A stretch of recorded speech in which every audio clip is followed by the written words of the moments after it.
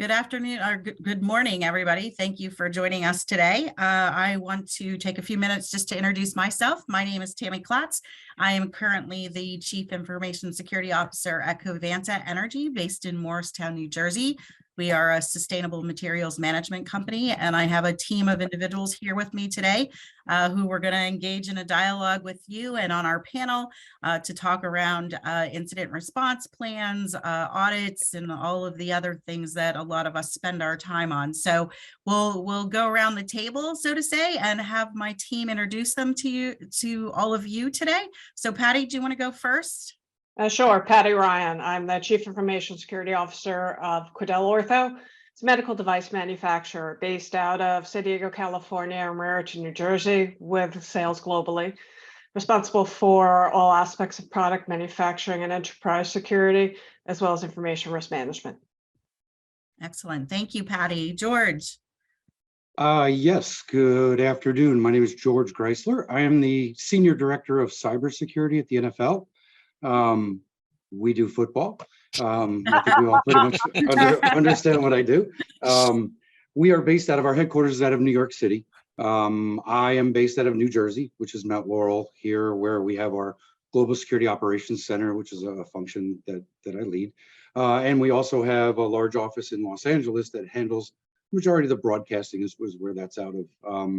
I've been with the NFL about 3 years, and my responsibilities are a lot on the operational side, in security architecture, defense and offensive design, obviously a great deal of security monitoring, a great deal of incident response, firewalls, red teams, pen tests, business recovery, DR, event security, a whole lot. Nice to be here. Thank you. Excellent. Thank you so much, George. And Peter. Good morning. Peter Rosario, CISO for USI Insurance Services. We're a mid-market brokerage firm, 200 offices across the U.S. We've been with the firm for 8.5 years, built the program from the ground up. So anything that has or sounds like security falls to my domain. Excellent. Well, I want to thank all of our panelists for being here today and participating with us. I hope we have a very engaging conversation over our time together. We're going to kick things off with a question specifically around cybersecurity policies and incident management response plans. The one thing I think that is quite interesting for the diversity of the group that we have together today is we're all here representing very different verticals from an industry perspective.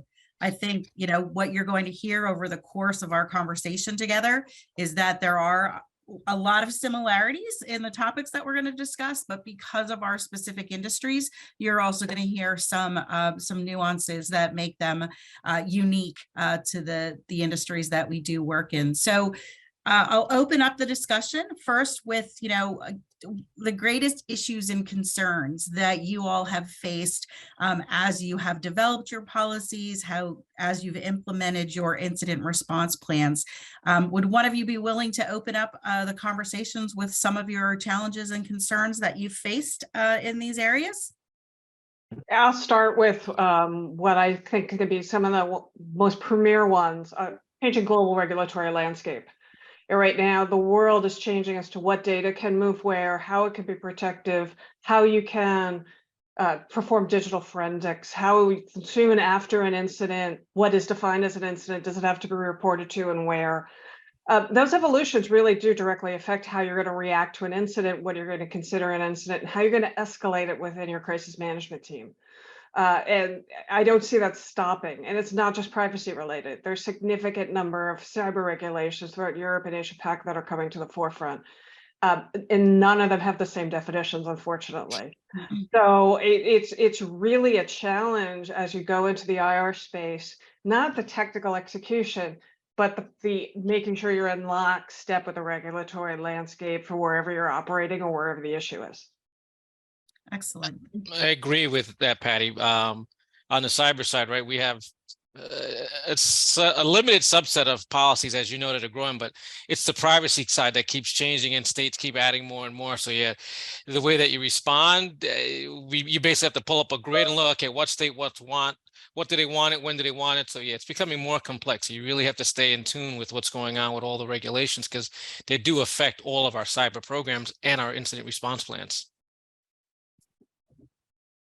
And I'll add to that. I mean, so not being in a sports and entertainment vertical, I don't have as much regulation as you know, pharma or a banking industry and finance.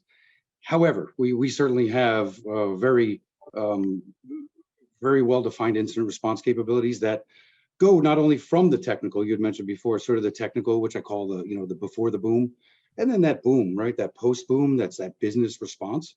And so we certainly have very broad incident response capabilities, again, from the technical side, how do I stop this, up to the reporting side, because we're a very, you know, we're a very publicly visible organization.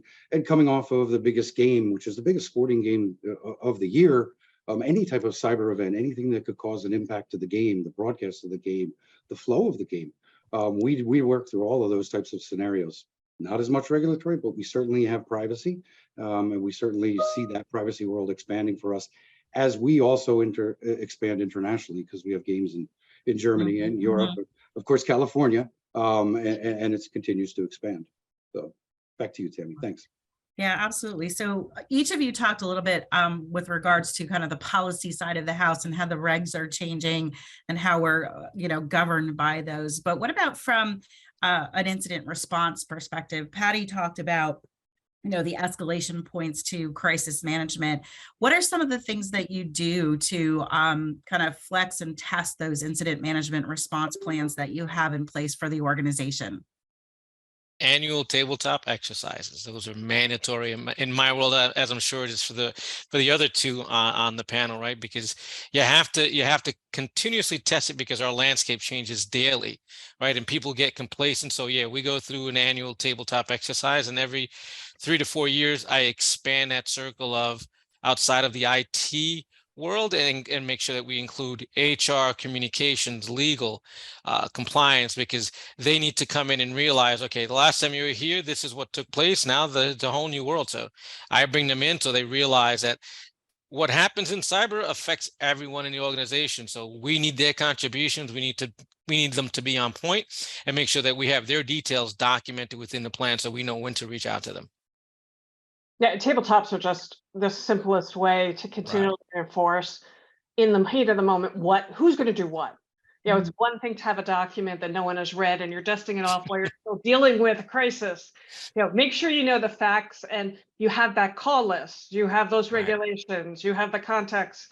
The FBI and everyone in executive leadership down to the sysadmin understands their role and the confidentiality that's required and the secrecy in some cases that's required when it comes to an investigation. So yeah, it's kind of like a football game. Yeah, you got to practice football practice. Correct.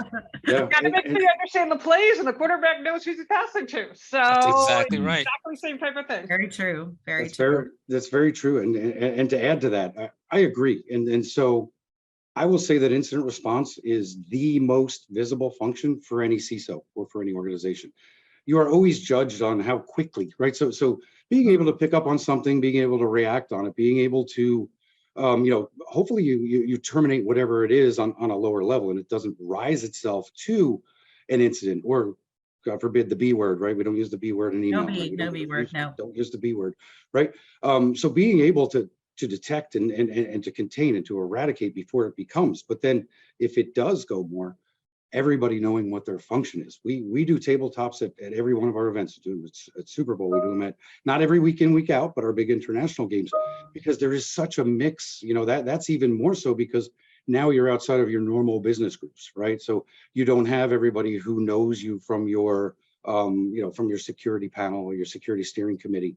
Now you're outside, you're working with vendors and third parties and so forth. So there's even more of a requirement to sort of understand what everybody's role is and impress upon them what they need to do. And have any of you had any challenge with individuals kind of outside the security organization, outside the the IT organization who's responding to these incidents. So do you have any resistance or any struggles to get the business folks participative in those tabletop exercises? I can say no, I have not had that issue. It's more of a, when they get the invite, if they're new to it, it's like, I'm curious, I don't know what this is all about. And then after the tabletop, they're like, oh my God, I learned so much. I had no idea. And now I own this. So yeah, it's an enlightening Right. exercise for them. Excellent. Yeah, I found that for us, scenario-based tabletops, rather than having everybody sit in the room, start out with that little nugget that you realize that something might be happening, which is real life. Then Mhm. you start calling the people in, and then you're seeing just simple things like bringing new people into a call at the executive level. Right. What's the best way not to take 10 minutes to brief the new person that's come in and everyone else has heard it 6 times? How do you use that type of communication? Subtle things like that really come out, but also to your point, Peter, when you've got the scenario in real life of, okay, the ransomware has changed to this from this, and the executives are, wow, that's amazing that, you're kind of like, yeah, that's going to happen. So what are we going to Yeah. do? Yeah, and to add to that, I think it's a balance, right? You have to know your audience. You never want to roll in there as the cyber doom and gloom person, right? You don't want to roll in and throw all these millions of hacks and this and that, and we have all of this and all this traffic. But you want to be very clear, right? You want to be able to identify who attacks us, how do they do so, what's our biggest threat, what's our biggest risk, and how good are we at being able to fend that off?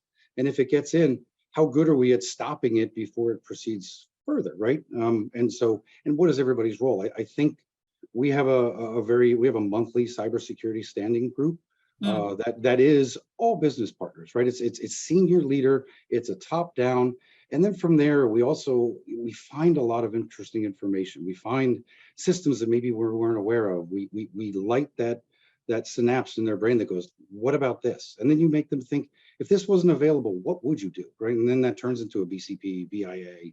But it's just having awareness and then asking people to own their space of what they have and be a good partner with you. George, just a follow-up question for you. You talked about that monthly cyber governance meeting that you have with your business partners. What are the types of things that you talk about as part of your standing agenda with that group? Yeah, so we talk about policies, right? We certainly talk about anything that is going to be, say you want to up your password policy, right? So you're going to go from 8 to 15, or from 12 to 15, or you're going to iterate more. You're going to go passwordless or what have you. You want to be able to have your business leaders understand, can this work in your environment, right? So you want them to also, or we're going to move here to a particular type of control.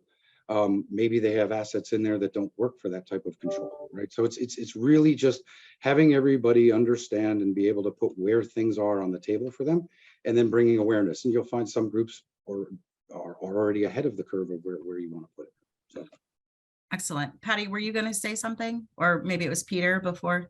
No, it's funny. So when you're talking about the whole idea of governance and making sure that you've got the engagement of the executives, that's going to be key to incident response, going to be key to policy, it's going to be key to everything. The evolution of security program is all about continued investment in people, process, technology, and making sure that they realize what their investments are doing on behalf of their brand to protect their brand. I find it to be very enlightening when you've got a group of people that are willing to participate. They read the pre-read and they're engaged from the beginning. It makes it so much easier to deal with issues like how are we going to handle a crisis. Right, exactly. We've had some questions come in from the audience that I can wrap together, right? So one was how much of the security practice is bound by non-security issues, whether it be regs, budget, impact on stock price. So all of the business dimensions, right, that potentially play into that balance between, what is the right balance between productivity and security? What's the risk appetite of the organization? And then, obviously we have different states within the United States, different countries that have different regs. How do you create a global policy, or do you do something that has some regional differences or state differences? And then, bundle all that together, and how does that all fit with the whole audit world, right? And so there's a lot of different, I'll call it, shifting priorities, whether that's because of the regulations, whether that's because of your businesses that you're operating, or because of what's happening in the audit world, for either, publicly traded companies, et cetera. So how do you find, or what are the techniques that each of you use to bring in those business requirements, those regulatory requirements, but maintain the appropriate level of security to meet the risk appetite of your organizations? Any tricks that you could share with the group? Well, a security program, I'm gonna speak for all three of us, right? It's a living thing. It's never, we said it and we forget it. We're constantly tweaking, and it goes to exactly what you just said, right? Because at the fundamental level, I built the security program based on NIST 853 security and privacy controls that could meet the requirements of all the regulations to date that I have to comply with. And I've got a team that makes sure of that, but then I'm looking out and working with my compliance side and privacy side to make sure that we're staying on top of the regulations. But my base doesn't change. That base is there to make sure they're keeping the lights on and keeping the hackers out. Then I'm dealing with everything else, trying to figure out, okay, what's new, what's changing? And then I look at it and evaluate it against my foundation, say, okay, there's nothing here, or do we need to add another control or new process? So yeah, you're constantly looking around like a lighthouse. What's going on? It depends. There's a lot of different ways. I mean, my space is a little unique because I have product specific requirements for the FDA, the NMPA, and global regulatory. And then we have the standard enterprise for our manufacturing, shared services, et cetera. It's two different types of regs, yet they're very similar and they're really common in some of the practices. In fact, the FDA pre-market mandates that are going to be coming out in October look a lot like NIST in the sense of, you've got to do threat modeling, you have to do penetration testing, you have to do disclosures. So I think some of it is what is the bar that's going to give you the biggest, highest bar that you need to hit. If we're looking at our products, we're going to be tying it to the most stringent standards that we do for proof of security controls and evolution, not, okay, so this is going to be sold here. So here's the Japanese version versus the EU version versus the Chinese version. It's really about trying to keep it consistent. And there's a reason why certain bars are high. I Right. think the rest of the world eventually gets to that bar. So if you're out of the box thinking about it in a proactive manner, realizing something is going to be moving more stringent, more controlled, more proof of control, look at that and then see, well, what's the delta that you've got and how can you get to that? Because eventually the rest of the world is going to get to that. Agreed. Excellent. All right, very good. So I'm going to hop back to our questions for the forum today, and we've talked about tabletop exercise. Patty just touched on penetration testing.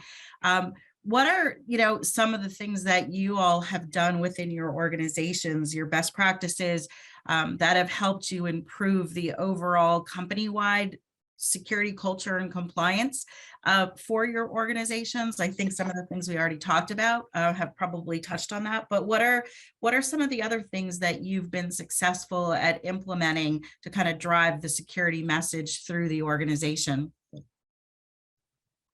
Go ahead, George, you go first. Right. I was going to say education, right? So education is biggest, right? For us, and we said it before, people, process, technology, right? So having people are the last line of defense, right? So no matter how many controls I put up, I always have to walk that line of, I have to let email in. I can't block all email, right? And at the same time, no matter how many filters I have, and I have AI after a level after my security email gateway, I still need that user to be able to be discerning and say, this looks fishy. I don't expect this.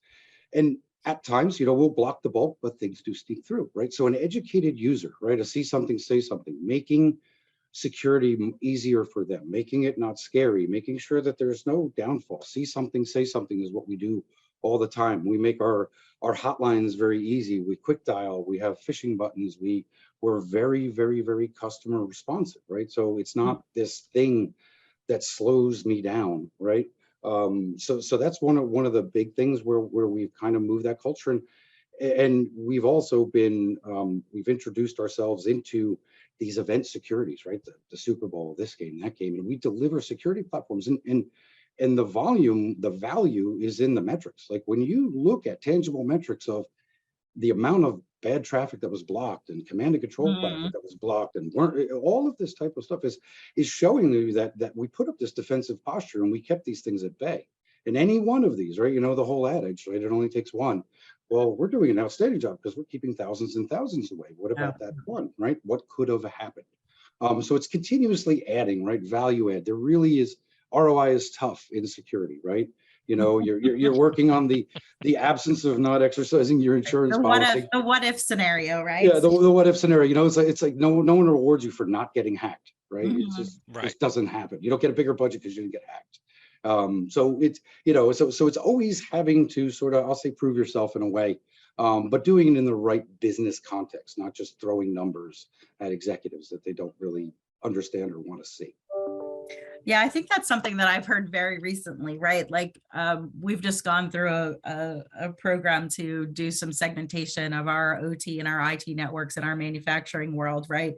And, you know, the executives who are providing the funding, you know, they're sitting there going and looking at the project updates and saying, okay, you know, we've done 20 sites, we've done however many sites, right? But they're like, well, how do we know that you really did it, right? Because they don't have the technical wherewithal. I'm like, well, one, you got to trust that you got the right person in place that's making this stuff happen. Right. But I think that's where that proving yourself or proving the resiliency of your program comes down to doing things like penetration testing, right? Yeah, To red team it, demonstrate the effectiveness, right? So what are your best practices from a pen testing perspective that you all follow in your organizations? I do an annual pen test, internal, external, with an assessment, and I use a different vendor every year. Same here. I do annual. We also do a lot of hunting. So we will, you know, we will take, you know, we try to get as proactive as we can. So we'll take early on threat intelligence and we'll hunt for it within our organizations. And then we'll also provide intelligence out to our stakeholders, other clubs and communities to look for these things, because it's really one of the only proactive things we can, and proactive, I'm going to go like that, that we can do, right?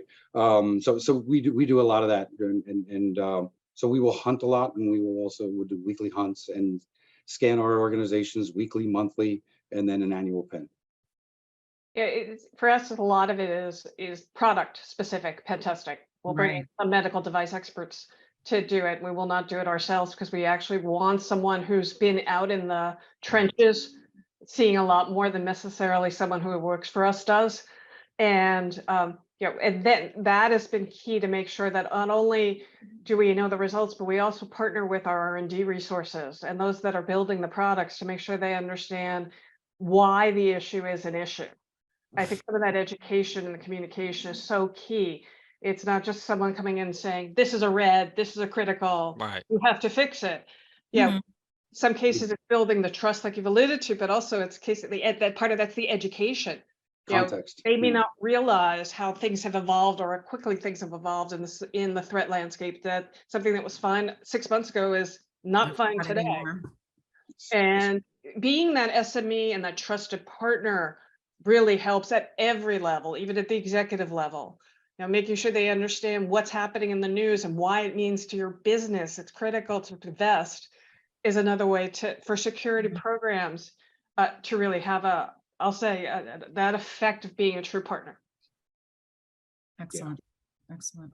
And OT's tough sledding, because you get OT and it's, you know, it's not broken. Why do you need to mess with it? I've been in an OT world, and I've segmented OT from IT for years and years and years. So I get you, Patty. I know exactly where that is. It's definitely a challenge for sure. So one of the questions that came up in our chat window from the audience is, do you find that following the 853 regs may be too narrow, but then implementing 800, 171R2 or CMMC is much more specific, but it's still attainable? Can any of you speak to the differences between those two? 853 regs. you're still dealing with the same exact body of controls. Right now, you're just dealing, when you're looking at 171 or you're looking at CMCC, it's a narrow scope. But it's still the same exact control set, right? Mhm. So 853 has, I don't know, over 1,000 controls and 20 families, right? So I'll use my program, right? So when I looked at my landscape, and I'm going to go back to what Patty had said, right? We have to deal with PCI, PII, and PHI. When you look at those, the strictest of all those in my world is PHI. So I built a program based on meeting PHI or HIPAA regulations, and everything else just fell under it because it was less stringent. Mhm. Same thing should follow here. You got to pick what your highest bar is and then build down from there, and everything else will flow right under it, which almost goes to an auditing question, right? So when an auditor comes in, well, I built it to meet HIPAA standards. Whatever you're going to throw at me, I'm not concerned because I know I'm meeting that regulation, and you're coming in looking at GLBA, SOX, you're looking at PCI. I'm not concerned. I built it to Right. this. This is the toughest one. You're never going to crack that. Outstanding. I'm with you, Peter. That's, I mean, What that he makes said, sense. right? Yeah, I mean, he's to my side. He said it perfectly. I mean, yes, so again, being not a heavy regulated, right? So we Mhm. self-impose, right? And Right. we don't implement security and security controls in a security program. I mean, we're 24/7, 365 security operations. We have governance, we have policy, we have risk. We have all of these towers within our ICE organization. And that's not so we can check a box, right? That's so Right. we can protect the brand. That's so we can protect Right. our intellectual property. That's so games can happen. So we don't make the news for the wrong reasons. So we can remain solvent. So people don't lose confidence in us. That's why we do that. But we meet and exceed any standards, PCI or what have you. So Mhm. and again, that's the reason why we do that. And then also we work with companies, and nowadays everyone else does a sort of a research on everyone else, right? You have your security scorecards and your black kites, and everybody wants to see what your security posture is. So why would you not want to represent your highest posture, right? Well, why would you not want to see what another organization is going to do due diligence on you?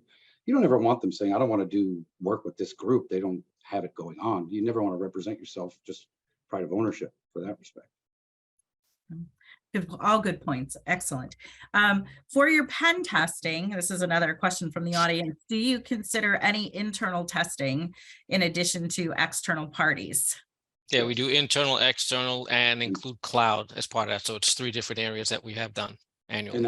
And applications, right? So applications as well. So you want to do the application of your bespoke internal applications. And additionally, you probably want to do some with your pen test. You want to do some social, right? So Yes. there is the perimeter. Can I break this? Do I have this control? Do I have the right SSH? Can I overflow this buffer? Right? Can I cross-site script? But the human is still the weakest element, right? I can drop a USB with an NFL logo on it, and I guarantee you people on this phone will plug it into their computer. They just will, right? So it is that, right? And it's also Yeah. your boundless media, right? It's your Wi-Fi, right? We always try to break Wi-Fi, right? Can I get into my corporate Wi-Fi from down the street, from the parking lot? Because if I can, there's a problem. Can I overload it, right? Right. And of course, you always want to try to break your credentials, right? Your authentication mechanisms. Sure.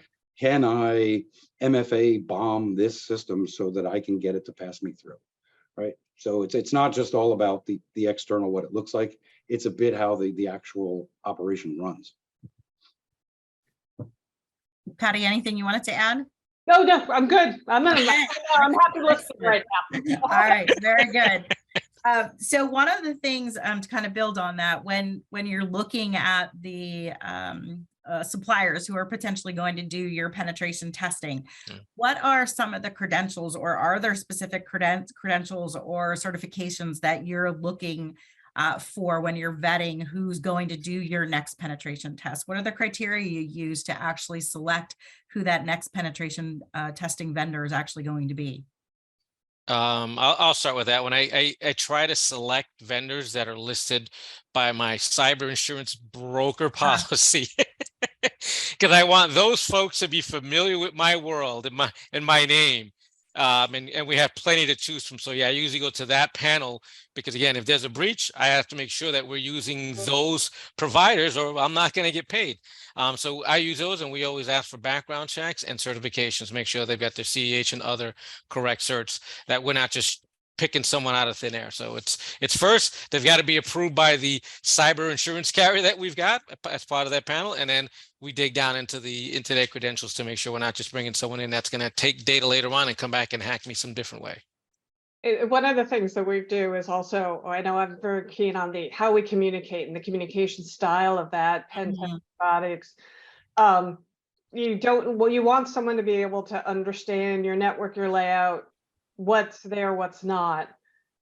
You also want people to recognize, that testing could become something that is hindering the business in a way that is just because of the nature of the test or the timing of the test or deciding to expand scope.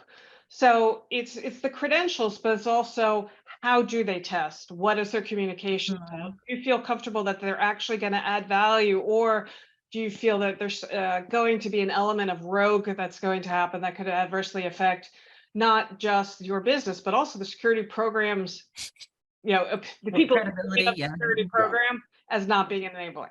Yeah.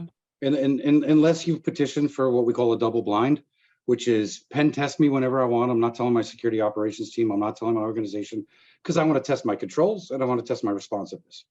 Those are, that's heavy hitting, right? You want to be really careful with those. But you want to be business aligned, right? After hours, you want to go through change control. You want to have all of those types of triggers, right? Where I'm starting at this point, I'm ending at this point. And then you want to have the red flag, right? You want to have, I found something and you guys need to fix this right away, or I've accidentally broke something. I enumerated something and now it's misbehaving, right? So, and you want to have visibility, because the last thing you want to do is apologize to IT that you broke their system and you weren't telling them. It's just bad doesn't do good for meshing.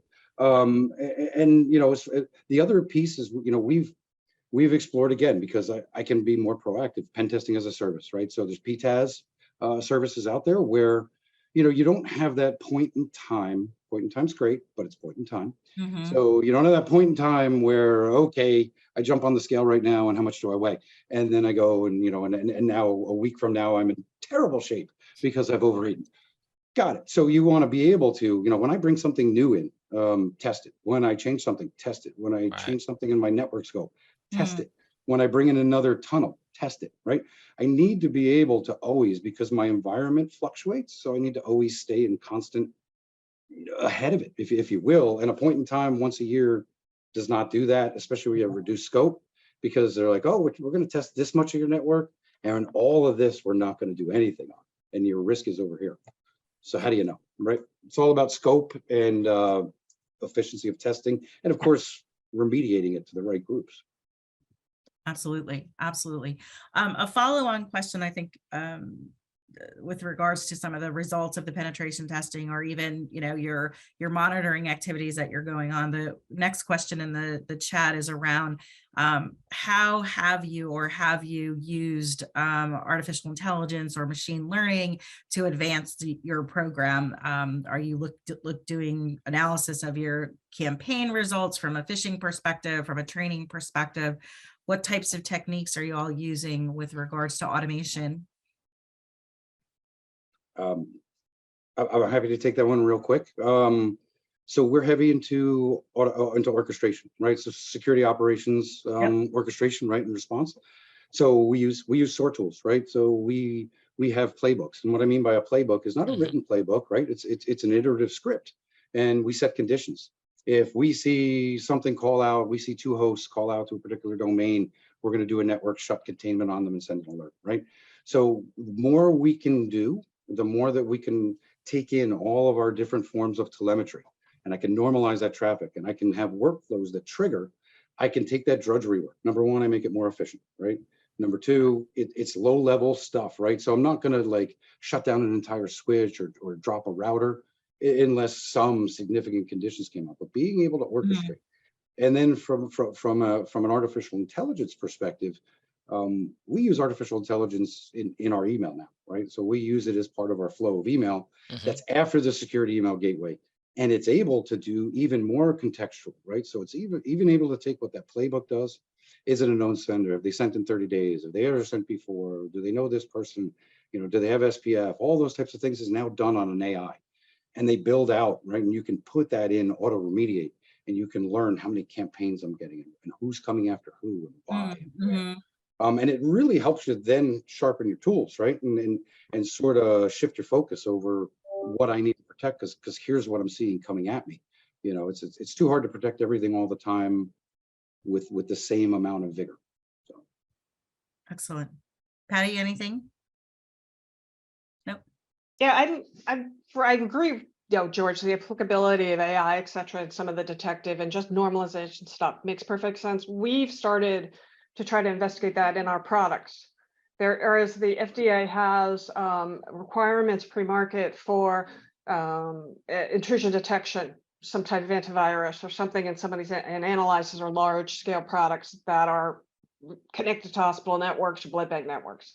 By putting something like AI or some type of machine learning, you're letting the device itself organically figure out what's good, what's not good, and it can be detached from this idea of a SIG-based phone home. Hospitals don't have the overhead to continually validate and verify everything that comes in that goes into a protected device. You need to be able to have that separation. So that's a unique way to look at AI, not just to say it adds value, but it also is the perfect source or the perfect way to secure something that you need to have alone, detached for periods of time. Excellent, excellent. So there's one question that I'm going to hold to the very end, but there's one more with regards to tracking APIs and SBOMs to look for emerging threats. Do any of you have any thoughts that you could share with kind of what you do for both of those as potential tools for your environments? SBOMs. That is definitely something that, especially as the FDA is really honing in, and the government has given the FDA regulatory authority or legal authority to create a lot more of the rules that affect SBOMs and products. It's a challenge because a lot of the medical devices, you could have something that's 10 years old, 15 years old. Right. And you're realizing, wow, that's Red Hat 5. That's a problem. Right. So part of that is working with not only within your organization, your R&D teams, but somehow retaining a history that you understand what was there. And also when you're vendors, when you're purchasing something that's a component of a product, making sure they have the accuracy and completeness and the ability to update the SBOMs. Internal tracking mechanisms are right now, it's got to get beyond Excel. And it's something that I know a lot of firms are challenged with, how to effectively tie that into a threat and vulnerability management program, because you need to be able to understand your exposure.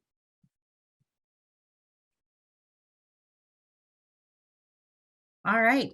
We've got about 8 minutes left on our session here today, and there's 2 questions. So one was with regards to what are some of each of your recommendations for either tools or resources that you have found extremely helpful with tracking or prepping for incidents or protecting company data? Is there something that was kind of like your aha resource that you were like, this is something really good and somebody and everybody else could benefit from this? Do you have anything like that to share with the group? I mean, I'll just add from an operational security perspective, just go to CISA, go to CISA.gov, right? And look at, they have volumes of information through their Shields Up program, which touches on education, right? And it's a lot of it's free if you're budget constrained, right? So you can repurpose it. But they have cyber incident response, cyber training, cyber education, vulnerability lists, cyber intelligence capabilities, disclosures, IOCs, IOAs, right? All those types of things that sort of gear you towards what's going on in that cybersecurity operational component.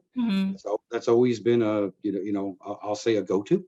And then of course NIST for cloud, CIS and ISO are ones that we would use for cloud from like a framework or building a program. Sure.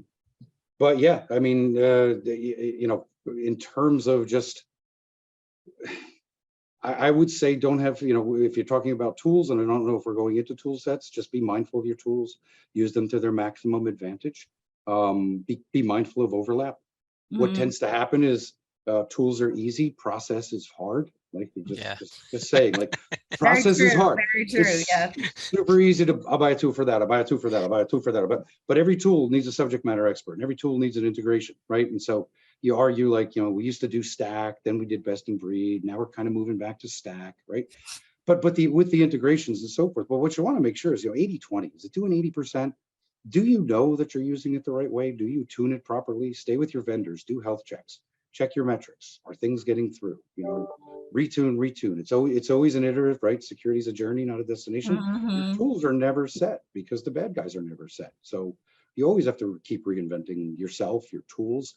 And then if you see, okay, I'm going to collapse these because I'm going to move to a different integration, you never want to weaken your posture, right? So that's just it. And if you're moving to something, you want to do side-by-side stand-ups, right? You don't want to live through the soft shell crab state of security where you're waiting to learn your new tools and you've inadvertently exposed yourself, right? So be very, very mindful of this.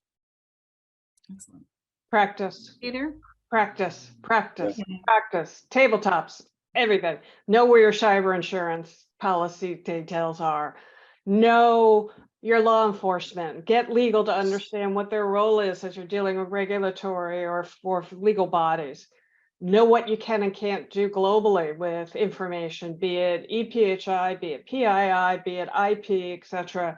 Yeah, and also make sure your team, those executives understand their seat at the table.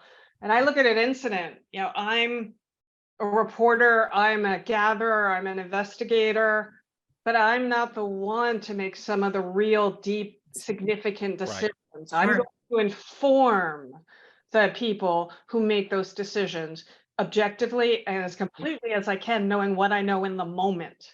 Right. And having them realize their role to receive that, decide whether or not they want to follow recommendations that I have or not, but make the decisions in the right time frame so that you are adherent to any type of regulations about incident reporting or even just making sure your customers are aware that something is happening. If it's a Right. case of there's a customer impact, practice is kind of going to go so much further, in my opinion, than a new shiny tool. Excellent. And I'm going to add to that, right? Because based on what you boasted, right? The one element that I see there is missing is my people, right? So I invest a lot of time in my people to make sure they're trained because as all of us probably get the same thing. I got vendors calling me and emailing me every day to buy the new shiny object. I don't care. Absolutely. I don't have a hole in my gap. I trust my people to tell me when there's something wrong, when there's something missing. And I invest the time with them because they're the ones I hired. So I make sure I listen to them and I say, okay, do we have any gaps? Every year as we do strategy, is there a gap somewhere? I know there's all these new tools, but do we need that? If not, again, how do we make this better? How do we improve what we do have? Okay, so yeah, I invest a lot of time in my folks because that's who I have to rely on. When I'm sleeping at night, they're the ones that are going to make sure my back is covered. Right. Absolutely. Yeah, we talked a lot about people, process, technology, and how it all fits into the security program and where we have to take the information to our key stakeholders to help them make decisions. So our concluding question was, what still surprises you after all of your years of experience? So we just have about 3 minutes left. So if you each can offer, your thoughts on that question, I think that's a good way to wrap up today's conversation. So what still surprises you? The gullibility of some users. Nothing. Yeah, nothing. Really nothing. I'm with you, Peter. No matter how much you Right. train people, they just want to click. They just want to click. Exactly. That's the weakest link. I used to say when I started as a CISO 20 years ago, I had a call center in Lewiston, Maine, and people would ask me what my greatest risk was, and I'd be that 22-year-old call center rep who was being social engineered by somebody who Yep. said they were the secretary of the CEO of some firm and needed some personal data. Well, customer service 22 wants to do the right thing, Yes. is going to go above and beyond to help that customer, not realizing they're being exploited terribly. Right. Yes. So, Yes. it's all that, multitasking, multi-devices, the thing looks different on your web email versus your phone email versus your laptop email. Education. It's Yep. Education. People, hackers don't really come after firewalls, right? They do, they probe them, but they don't really, maybe you'll get DDoSes, but that's sort of, I'm going to attack this perimeter and bust it. when people are so easy, less Right. time, less investment, less compute power, you just have somebody trick it, or if somebody has a bad control. Or what we have people do is people will use their business credentials elsewhere and sometimes use the same password. That'll get put up on a black market. Yeah. Then some threat actor come and jiggle the handle and find their way in, right? Right. So, And people look at these phishing simulations, they'll look at a lot of this stuff and say, oh, well, it was only 10%. It only takes one. It only takes It one. only takes It only one. takes one. Yep. Yep. So, yeah, All the right. goal is zero. Yeah, you don't do it at all. Correct. Yeah. Thank you, everybody. We're right at the end of our session. I'm going to hand it back over to Michael. I've enjoyed our conversation today. Hopefully our audience did as well. Michael, I'll hand it back to you to wrap things up. Thanks, Thank Tim. you so much, Tammy, George, Patty, and Peter. Wonderful, wonderful discussion. I also want to thank everyone else for joining us today for this fantastic session. Now, this session, along with all of today's content, will be available on demand following the event. Everyone, thank you so much. Thank you all. Thanks all. Thank you.